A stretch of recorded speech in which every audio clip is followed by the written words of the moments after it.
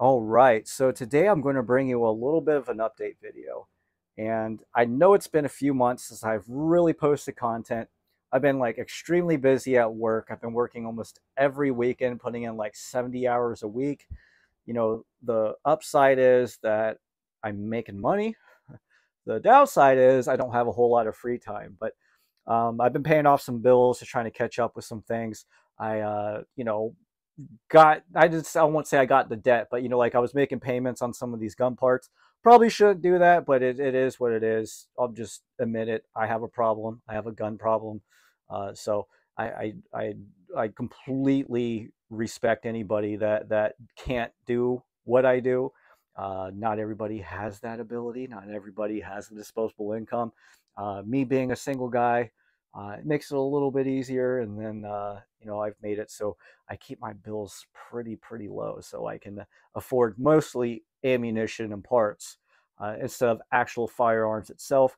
But anyway, I thought I'd start with my pistols because I've mainly just been doing upgrades to my ARs. But my pistols, I have thrown on a couple of things on them that I do like a general overview since it's been so long, just to kind of get you guys up to speed. Because like I said, I have made quite a bit of changes. So some of them might be small changes, some of them are a little bit larger. Let's get right into it. These are basically my Glocks, so I just kind of keep them out. The only oddball in here is my P365 XL, right? Got a TLR7 sub on it. I need to get a holster for it because I got to take off the flashlight to use the holster that I have, but it's been working for me. This is like, I probably should just get like a Glock 48 or 43X or something. But I actually kind of quite like this little pistol. It's really comfortable to carry and stuff. And if I'm feeling extremely froggy, I'll carry my Glock 19s and stuff. It's really actually not a big deal. So I usually carry a Glock 19 with the extra, where is it, extra mag and stuff, and a little cheap holster. It works really well though. But anyway, um, the first thing that I kind of upgraded was my duty gun, my MR920L. Threw on a HRS RMR, 3.25 MOA dot. I really like RMRs. I know close emitters are kind of the future, more or less, right? So I still think there's a place for open emitters like the RMR. They're always going to be uh, durable. They're always going to be easy to work on. We've been using open emitters for a while now, and while they do have some issues, I'm still waiting for the prices, availability, and stuff on the good close emitters just to come down and come back in stock a little bit easier. Acro's P2s are basically unavailable all the time. Steiner MPSs have shot through the roof. They're like $150 more than what I was paying for them. I bought two back when they were like $350. Now they're closer to five. So I'm sticking with open emitters because they they work, right? So RMR HRS, through a Surefire X300 on here. Um, it's been working really well. The thing I've noticed about the Surefire is since it sticks so far out from the muzzle, like it gets absolutely pelted with carbon every time. Every time I take it to the range. So I got to figure out a better way to clean off this lens because this lens has become really dirty in the little time that I've actually owned it. And then the 6360 right there, it's been putting a little bit of wear on the X300, but not a big deal. Um, just something I thought I'd just add. You can kind of see it kind of scraping off the paint stuff there, but just something I noticed, right? So that's kind of what I did to my duty gun, the MR920L. This one, my Glock 19 Gen 5, I ended up Cerakoting. It's in matte OD green, and I think it looks quite good. So just decided to Cerakote it. Just kind of wanted one that kind of stuck out a little bit more. I wanted it stippled, but I can't find anybody local that really does stippling or hand stippling.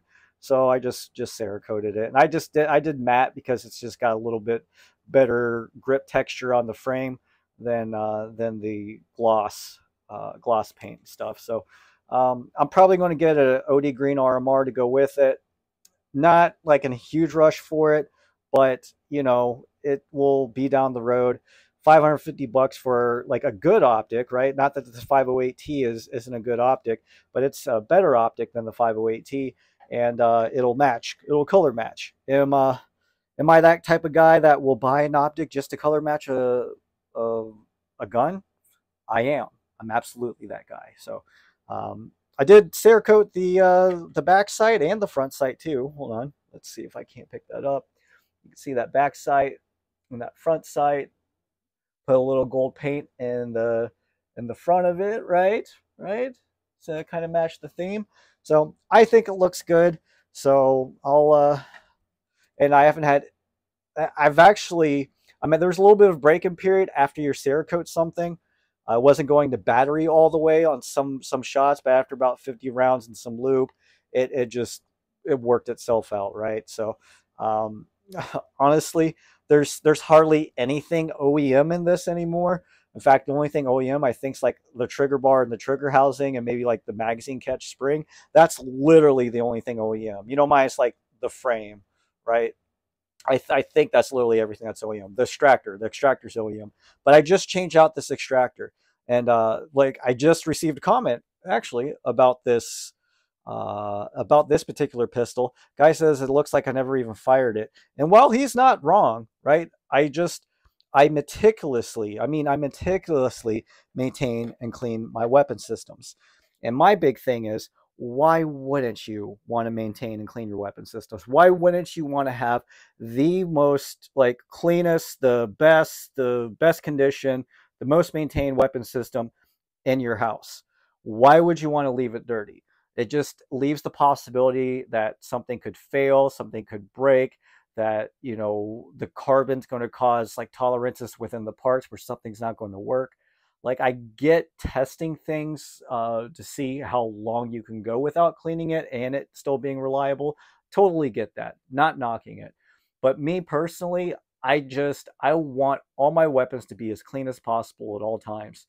And like every time I clean it, I check parts, I check tolerances, I make sure all those parts are working. So in a sense, when I clean it, I'm also maintaining it as far as like checking parts wear and stuff like that. And while I was cleaning this Glock, I actually had to change out the extractor because I noticed the extractor was cracked on it. So that's a good time just to check things, right? The extractor looked good from the outside, but when I took it out, the tooth that grabs the brass and stuff, it had chips in it, right? So I just did the right thing, changed it out. So that's something that you'll want to look at, and you're only really going to find if you disassemble your weapons and you clean them and you maintain them.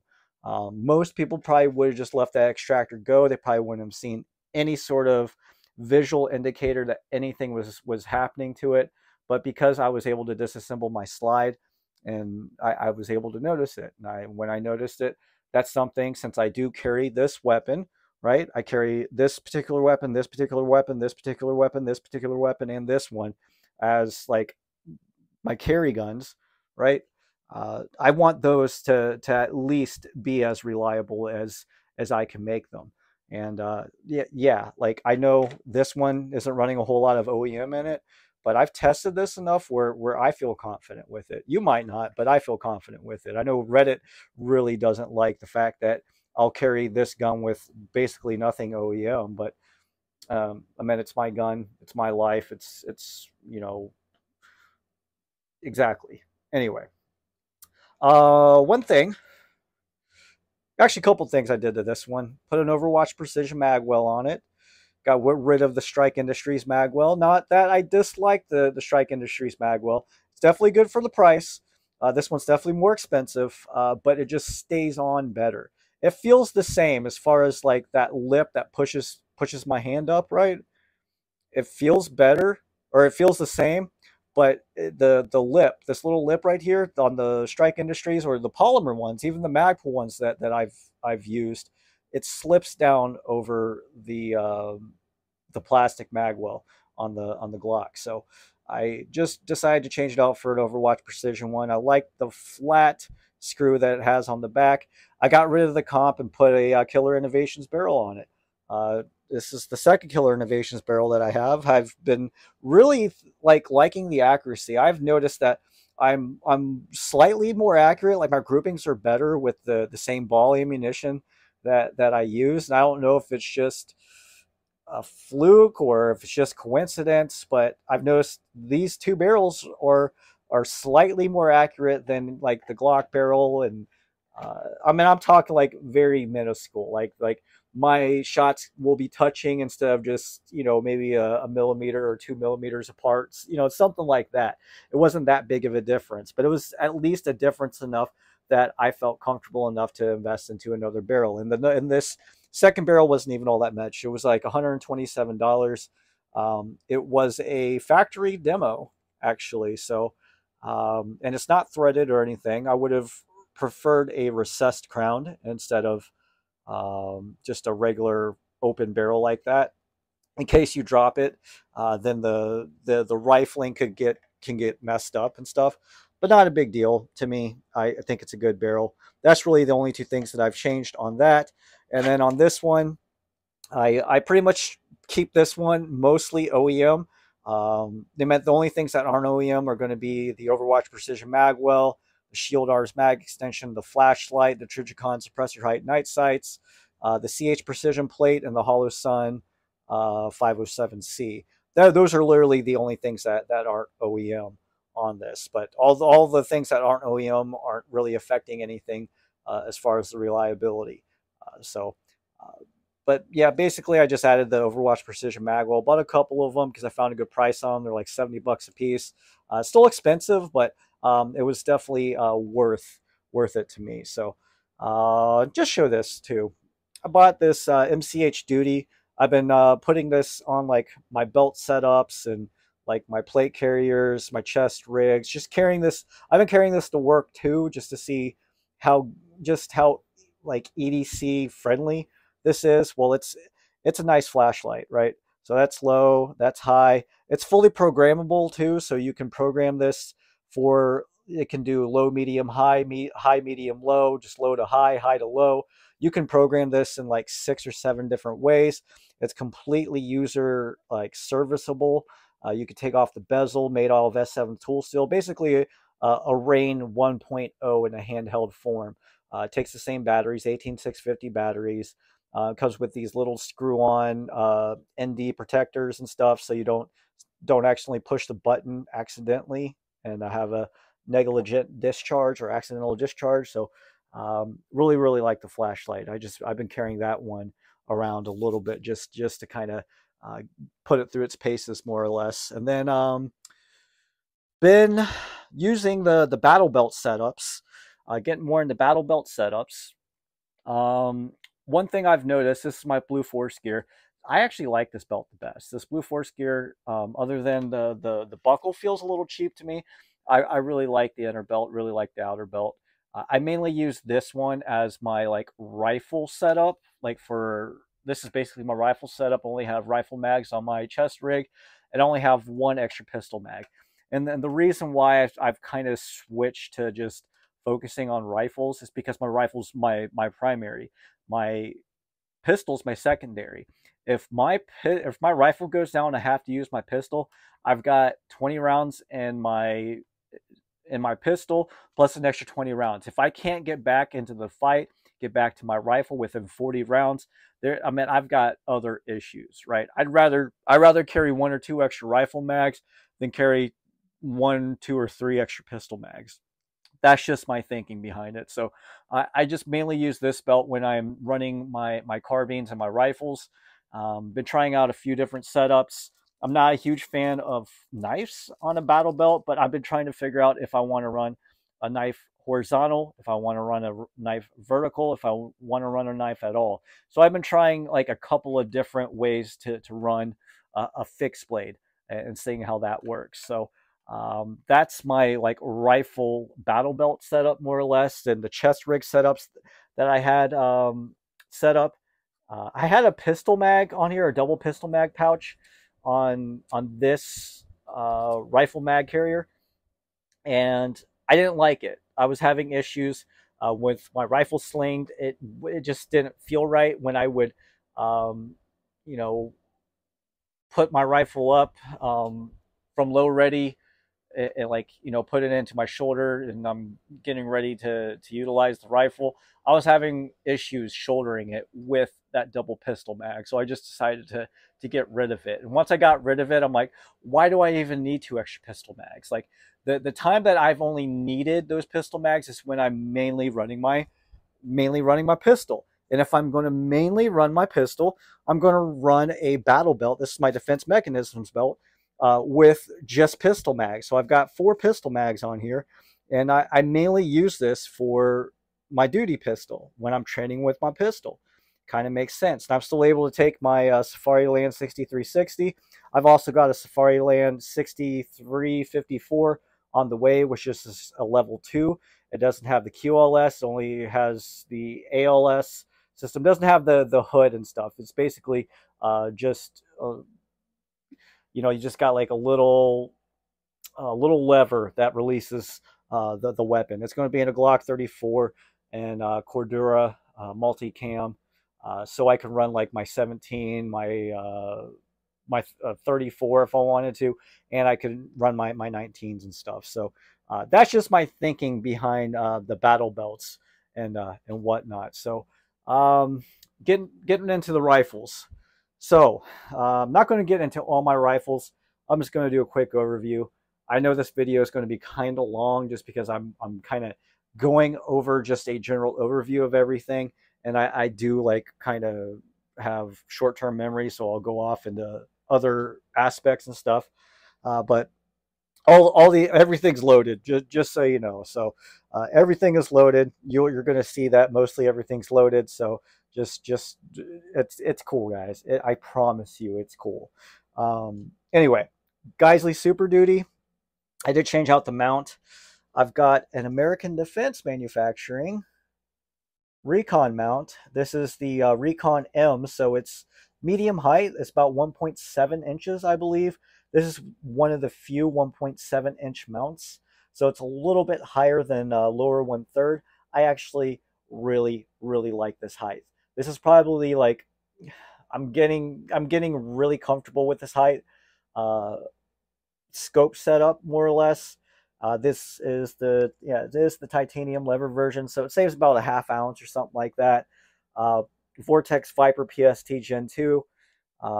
And let's see, I put that really cheap UTG offset mount, 45-degree offset with Vortex Venom, only because I don't have any backups on that, so I like redundancies.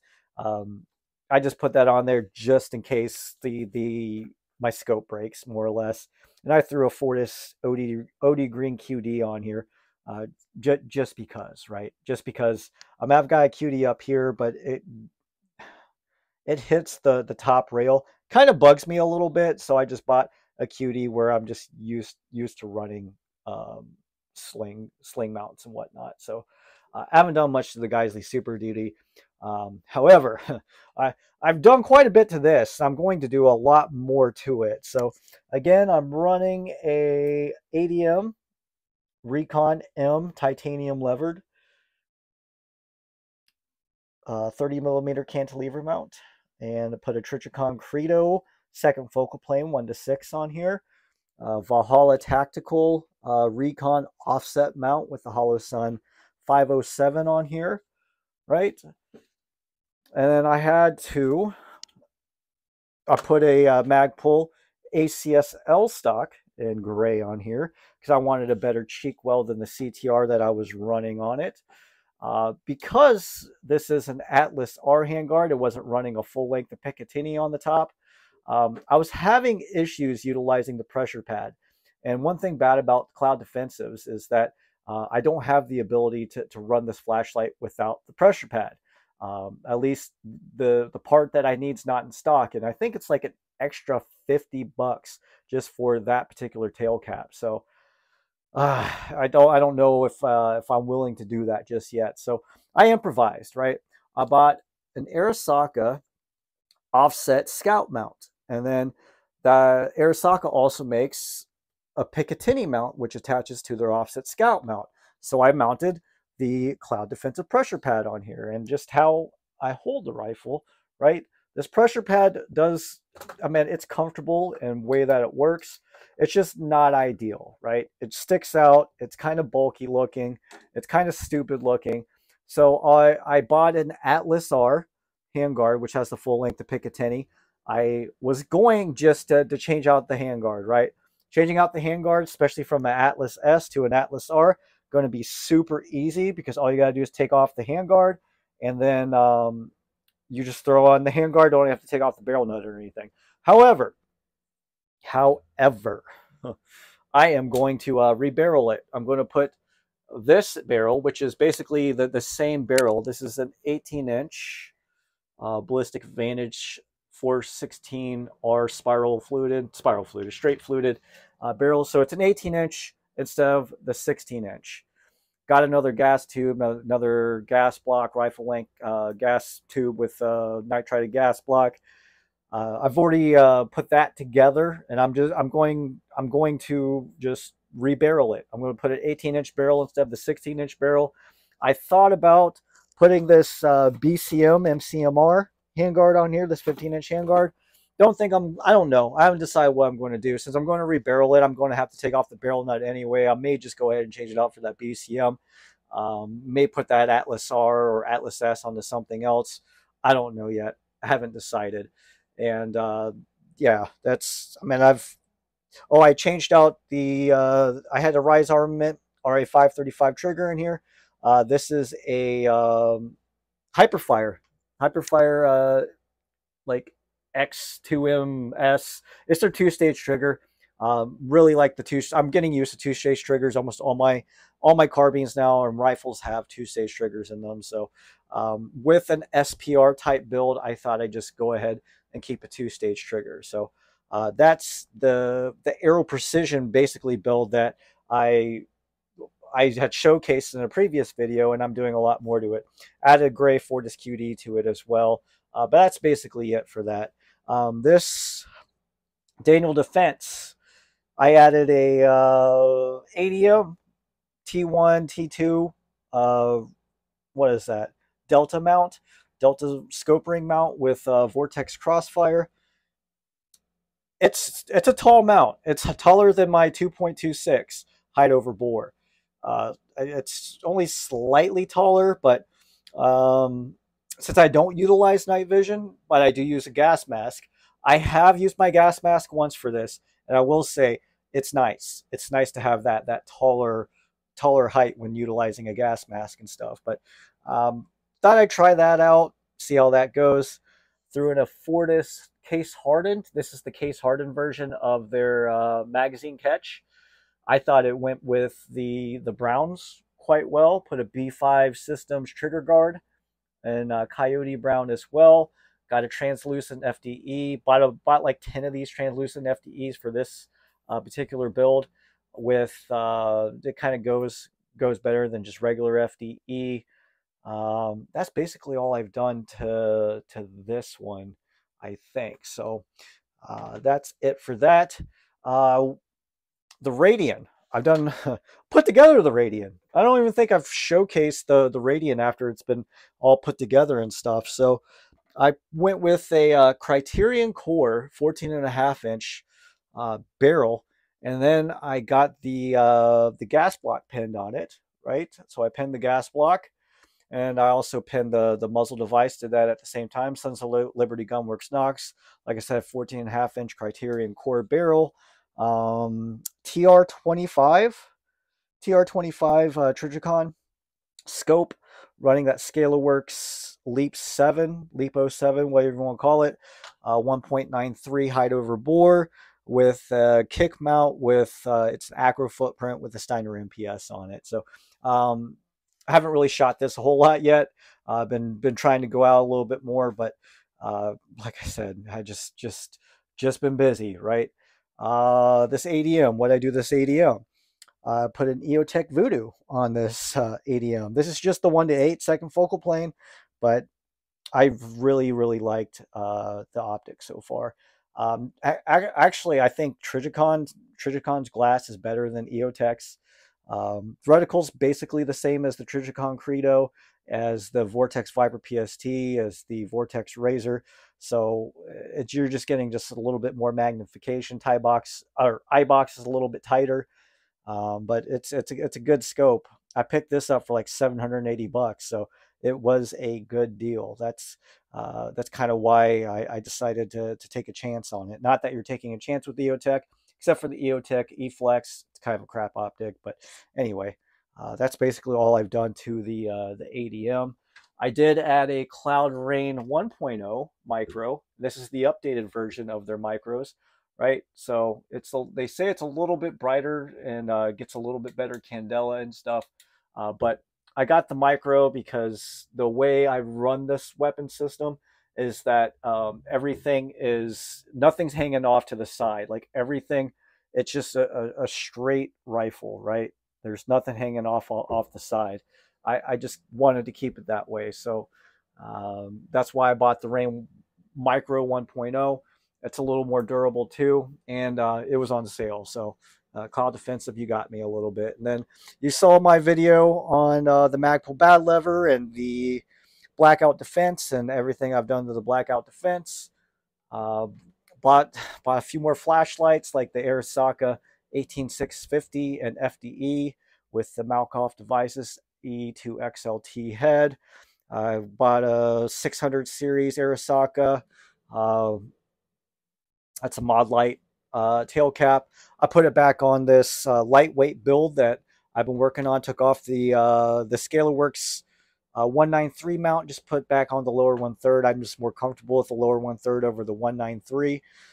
Put the Romeo 5 XDR. Been perfectly happy with this setup. It did add a little more weight with this particular setup though, but I'm not going for the lightest setup.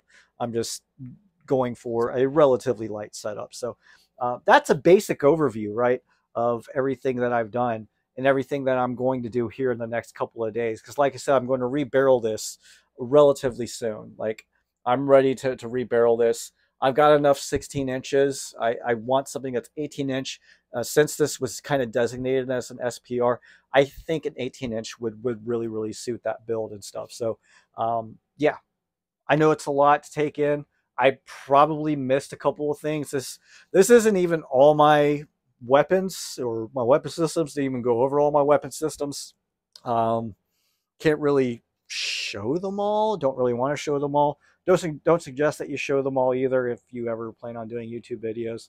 Just some food for thought. Oh, something I didn't show.